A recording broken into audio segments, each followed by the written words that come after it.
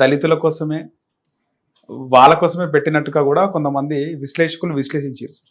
వాళ్ళకి లబ్ధి చేరింది బీఆర్ఎస్ లో ఉన్న దళితులకు అని చెప్పి ఏమంటారు సార్? బీఆర్ఎస్ లో ఉన్న దళితులకు లబ్ధి చేరితే తప్పేం లేదండి.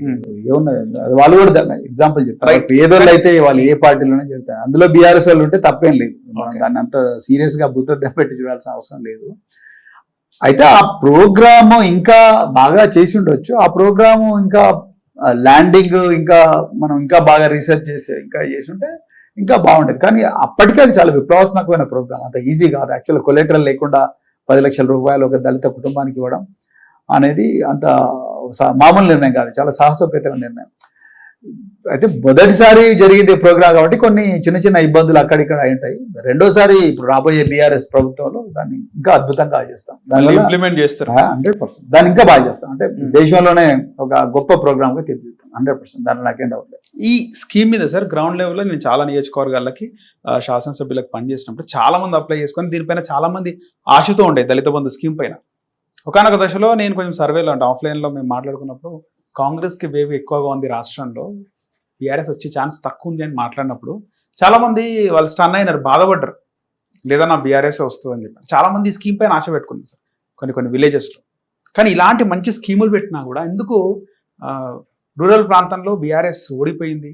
అంటే రేవంత్ రెడ్డి ఇచ్చిన హామీలు ప్రజలను అరే మాకు 2000 వస్తున్నప్పుడు 4000 వస్తే తప్పైంది. 10 లక్షలు వస్తుంది, ఆయన 12 లక్షలు ఇస్తా అంటున్నాడు, రైట్? సో అలాగే తులం బంగారం ఇస్తా అంటున్నాడు. ఇంకా 15 దళిత బంధు 10,000, రైతు బంధు 10,000 కాదు మీకు 15,000 వస్తా అంటున్నాడు. అరే ఎక్కువ ఇస్తాడేమో అన్నది మాటిమాటికి చెప్పడం వల్ల ప్రజలు నమ్మినని నేను అనుకుంటున్నాను. అంతకుమించి బీఆర్ఎస్ పార్టీ విధి విధానాలు తప్పు అని నేను అనుకోవడం లేదు. ఈ విషయంలోనే ప్రజల మీద ఎక్కువ ప్రచారం జరిగింది అని నేను అనుకుంటున్నాను. మీరు లోక్సభ ఎన్నికల ముందు పార్టీ జాయిన్ అవ్వడం జరిగింది సార్.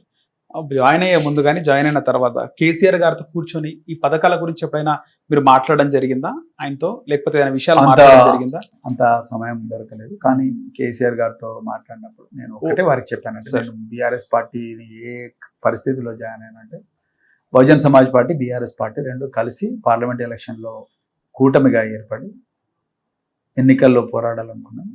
కానీ కల్వకుంట్ల కవిత గారు అరెస్ట్ అయిన వెంటనే బీఎస్పీ అగ్రనాయకత్వం కూటమి తెగతెంపులు చేసుకోమని చెప్పారు. అప్పుడు నాకు అనిపించింది మనం 2 రోజుల ముందరనే కూటమికి సంతకాలు పెట్టి ప్రెస్ కాన్ఫరెన్స్ పెట్టి ప్రజలందరికీ కూడా మొత్తం బహిరంగంగా చెప్పి మళ్ళీ 2 రోజుల తర్వాత వెంటనే కూటమి రద్దు చేసుకోవడం అనేది కొంత అనైతికమైన చర్య అనేది అనిపించింది. భక్తు రాజకీయ నాయకులకైతే సరే ఏమున్నది నిన్న కలిసినావు ఇలా విడిపోయినావు అన్నట్టు ఉంటుంది అనిపిస్తుందేమో, కానీ నాలాంటి వాళ్ళకి అది నాకు చాలా ఇబ్బందికరంగా అనిపించింది, రైట్? సో అందుకొరకు నేను కేసీఆర్ గారికి ఆల్రెడీ నేను మీతోనే నడుస్తాను, తప్పకుండా తెలంగాణలో బహుజనవాదం తెలంగాణవాదం రెండు కలవాల్సిన అవసరం ఉందని వారికి చెప్పడం జరిగింది. అణచివేయబడ్డ వర్గాల కోసం, ఈ వెనుకకు నెట్టివేయబడ్డ వర్గాల కోసం, ఆదివాసీ వర్గాల కోసం, మైనారిటీ వర్గాల కోసం వాళ్ళ ముందున్న పెను ప్రమాదాన్ని దృష్టిలో పెట్టుకొని నేను బీఆర్ఎస్ కన్నా గొప్ప లౌకిక వేదిక ఇంకోటి లేదని నేను అనుకుంటున్నా. అదే విషయం నేను కేసీఆర్ గారితో కూడా చెప్పడం జరిగింది. వారు కూడా అన్నారు ఇది టెంపరీ మాత్రమే, ఈ సెట్ బ్యాక్ మనకు రాబోయే రోజుల్లో బీఆర్ఎస్ పార్టీ అధికారంలోకి వస్తే, అధికారంలోకి వచ్చినప్పుడు తప్పకుండా ఇంతకుముందు 10 సంవత్సరాలు చేసిన కన్నా ఇంకా గొప్పగా చేద్దాం, ఇంకో 10 సంవత్సరాలు తప్పకుండా ఈ ప్రజలకు బాగా నాపం చేసి చూద్దామని చెప్పారు. I was convinced. అంతమించి ఇంకా వేరే స్కీమ్ల గురించి పథకాల గురించి మాట్లాడారు. సో మీరు జాయిన్ అయినప్పుడు గ్రౌండ్ లెవెల్లో కొంతమంది మాట్లాడుకున్న మాట, ఆర్ఎస్ ప్రవీణ్కి ఆర్ఎస్ కుమార్కి అంటే ఏనుగుపైన సవారీ కంటే కారులో సవారీ చేస్తే ఇంకా గమ్యం ఈజీగా రీచ్ అవుతాడు అనుకునేమో ఏనుగును వదిలేసి కారు ఎక్కిండు. నాకు గమ్యం ఇంపార్టెంట్, ఏనుగా కారు అని చూడలేదు. నేను గమ్యాన్ని చూశాను. మనం ఒక గమ్యాన్ని చేరుకునే దశలో ఎక్కడన్నా రోడ్డు జామ్ అయింది అనుకోండి, సో మనం బైపాస్ తీసుకొని పోతాం. సో నేను తీసుకునేది కేవలం బైపాస్ మాత్రమే, అంతే తప్ప నేను నా గమ్యం అయితే నాకు చాలా స్పష్టంగా ఒక మార్గం బ్లాక్ అయింది, ఒక మార్గం విపరీతంగా గుంతలు ఉన్నాయి, స్పీడ్ బ్రేకర్లు ఉన్నాయి. సో అలాంటప్పుడు వేరే మార్గంలో పోవడం, అందుకొరకే నేను వేరే బైపాస్ తీసుకొని వేరే మార్గంలో వెళ్తాను. ఓకే. ఓ కాళేశ్వరం సంబంధించి బీఆర్ఎస్ ప్రభుత్వంలో అవినీతి జరిగిందని ఇప్పుడు కాళేశ్వరం పైన పెద్ద చర్చ జరుగుతుంది. కేసీఆర్ గారికి ఆయనని విచారణకు పిలిచినారు, కానీ పార్టీ పెద్దగా స్పందించలేదు, నిరసన తెలపాలి కదని కవిత అన్నది. కేసీఆర్ గారు వెళ్ళడం జరిగింది, ఇప్పుడు సిబిఐకి అప్పగించారు. ఏం జరుగుతుంది అంటారు సార్ కాళేశ్వరం విషయంలో? కాళేశ్వరం ఇంత జరుగుతున్నప్పుడు మరి కవిత గారు ఎక్కడున్నారు? కేటీఆర్ గారు మేమందరం కూడా రోడ్ల మీదకి వచ్చాం, మొత్తం రాష్ట్రం అంతా రోడ్ల మీదకి వచ్చింది. ఆ రోజు కవిత గారు ఎక్కడున్నారో నాకు తెలియదు. కేసీఆర్ గారితో పాటు నేను కూడా ఉన్నా ఆ రోజు. సో నాకు రాష్ట్ర వ్యాప్తంగా పెద్ద ఎత్తున నిరసనలు జరిగినాయి.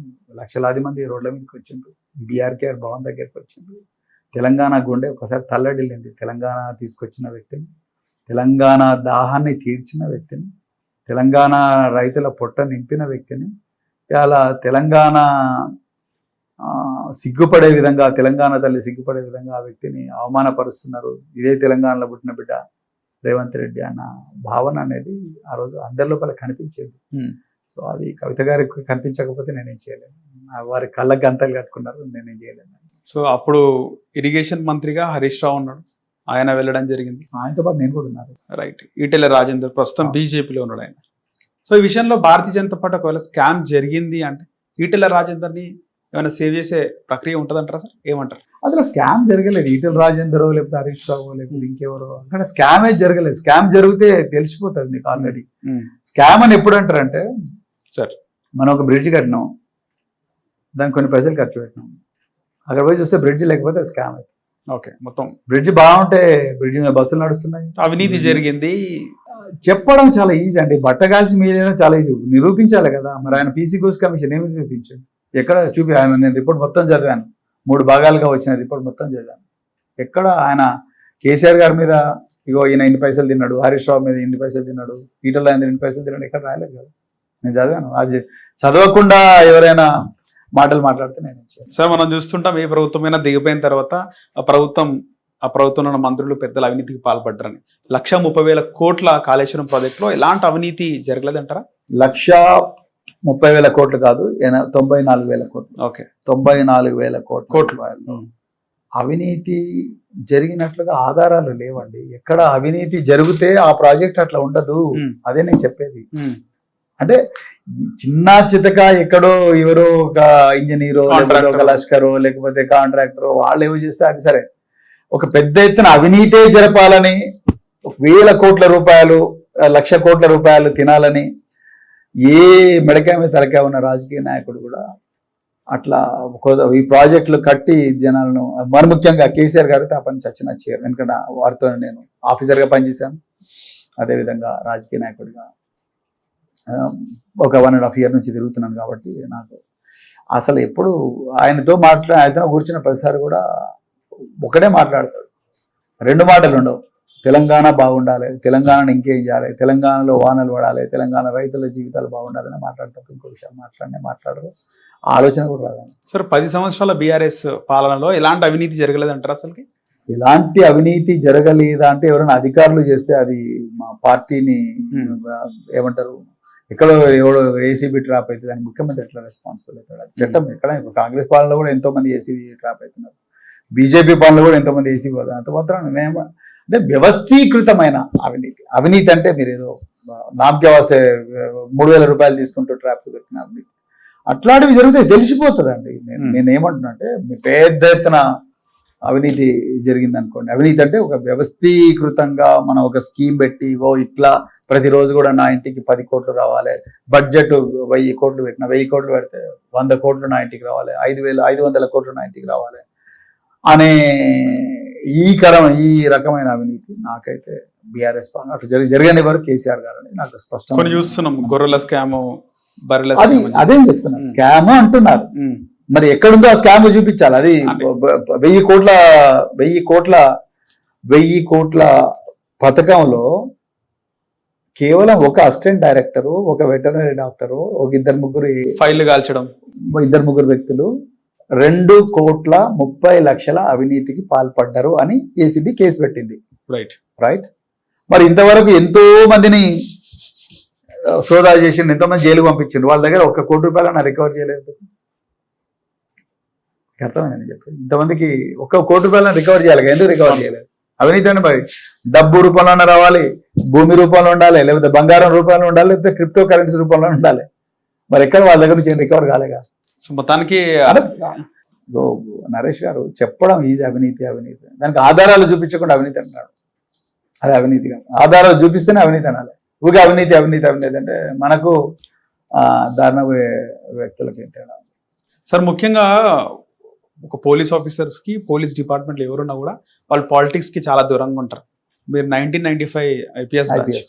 సో మీ ఐపీఎస్ అధికారిగా మీరు ఛార్జ్ తీసుకున్న తర్వాత మీ మైండ్ సెట్ ఏ విధంగా ఉండే, ఇప్పుడు పొలిటికల్ గా ఎందుకు రావాలనుకున్నారు అసలు? నాకు ఎందుకో పోలీస్ డిపార్ట్మెంట్ లో ఇంకా చాలా అనిపించింది. చాలా అనిపించింది అసలు. అదే విధంగా రాజకీయాలు ఒక కొత్త ఫీల్డ్. నాకు ఎక్స్పెరిమెంటేషన్ అంటే చాలా ఇష్టం. సో అందుకని రాజకీయాలు అంటే కొత్త ఫీల్డ్. దీంట్లో చాలా ప్రయోగాలు చేయొచ్చు ప్రజల సంక్షేమం కోసం, ప్రజలను ఇంకా గొప్పగా తయారు చేయొచ్చు. ఇప్పటివరకు చేసింది కేవలం 1%, ఇంకా 99% చేయాల్సింది అన్న ఆలోచనతో ఆకాంక్ష. ఎన్ని సంవత్సరాల ముందు వచ్చింది సార్ ఈ థాట్? Just 1 year. 1 year ముందే వచ్చి. కానీ మీరు ఉన్న పార్టీలు అన్ని కాకుండా బీఎస్పీలో చేరాలనుకొని చేరారు. ఎందుకు అంటే ఏదైనా కొత్త పార్టీ, ప్రాంతీయ పార్టీ స్టార్ట్ చేద్దామని ఆలోచన రాలేదా? చాలా మంచి ప్రశ్న ఇది. యాక్చువల్గా నా దగ్గర వనరులు లేవు. రెండవది, నేను ఎప్పుడు కూడా సర్వీస్లో ఉన్నప్పుడు డబ్బులు సంపాదించాలి, లేకపోతే వెనకేసుకోవాలి కొంత సంపాదన అని ఆలోచించలేదు. నేను చాలా నిజాయితీతో ప్రజల మీద ఖర్చు పెట్టాల్సిన ప్రతి రూపాయి కూడా ప్రజల కోసమే ఖర్చు పెట్టినా. నేను ఎప్పుడు కూడా ఇట్లాంటి వాటి గురించి ఆలోచించలేదు. మొట్టమొదటి ఒక పార్టీ స్టార్ట్ చేయాలంటే కొంతవరకు అయితే వనరులు కావాలి, అంత ఈజీ కాదు. అంతకన్నా ముఖ్యంగా కాంశీరామ్ గారు ఆలోచన విధానం అంటే నాకు చాలా ఇష్టం. సో అందుకొరకు ఆలోచన విధానంతో ఆల్రెడీ ఒక పార్టీ 40 సంవత్సరాల నుంచి దేశం నడుస్తుంది. ఎందుకు దాంట్లో పోయి దక్షిణ భారతదేశంలో ఆ పార్టీని ఇంటింటికి పరిచయం చేయకూడదు? పైగా మీకు ఇష్టమైన కలర్ అనుకుంటారు. Of course blue is a very good colour, నాకు ఇష్టమైన కలరే. కానీ అట్లా ఎందుకు చేయకూడదు అనిపించింది. అందుకే జాయిన్ అయిపోయినారు. కానీ అంబేద్కర్ గారు ఆయన కూడా ఒక పార్టీ పెట్టడం, ఆ తర్వాత ఇంకో పార్టీ పెట్టడం, ఇలాంటివి జరిగినాయి. సో ఒక భారతదేశ రాజ్యాంగ నిర్మాత డాక్టర్ బాబాసాహెబ్ అంబేద్కర్ గారు